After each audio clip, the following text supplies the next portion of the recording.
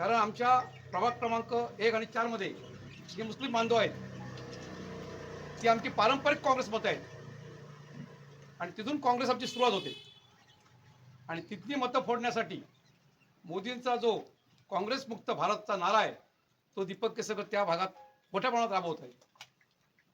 दीपक केसरकरांना काँग्रेसने सुरुवातीला साथ दिली. मला वाटतं दिलीप नार्वेकर नगराध्यक्ष होते आणि सुरुवातीला त्यांना तालुका अध्यक्षी पाळ ही नार्वेकर साहेबांनी घेतली. त्याच प्रभागातून ते नगरसेवक निवडून आले. नाही, त्याला कॉप करून घेतलं. पहिले स्वीकृत नगरसेवक झाले, नंतर त्याच बाहेरच्या वळामध्ये ते नगरसेवक झाले आणि आज ते सांगतायत आम्ही तुमच्या मुस्लिम बांधवांबरोबर आहोत. इथे त्यांचं स्टेटमेंट आहे पत्रकार परिषदेमध्ये. उद्धव ठाकरेंनी का सोडलं तर उद्धव ठाकरेंनी हिंदुत्व सोडलं म्हणून उद्धव ठाकरे आम्ही सोडलं आणि शिवसेनेत शिंदे सेनेत गेलो. तिथे 50 खोके हा विषय आता जुना झाला खोक्यांचा. परंतु लोकांनी एक विचार केला पाहिजे, मागच्या विधानसभा निवडणुकीत लोकसभा निवडणुकीत हे भाजपबरोबर होते, आता हे भाजपच्या विरोधात लढतायत. नक्की यांची भूमिका काय?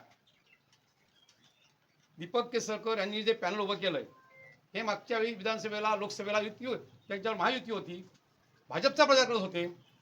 आज त्यांची भूमिका मग काल परवापर्यंत मला भाजप चालत होतं आणि आज तुम्ही भाजपच्या विरोधात बोलताय. मी सांगतो आज सावंतवाडीमध्ये काँग्रेस पक्षाची नितांत गरज आहे. सावंत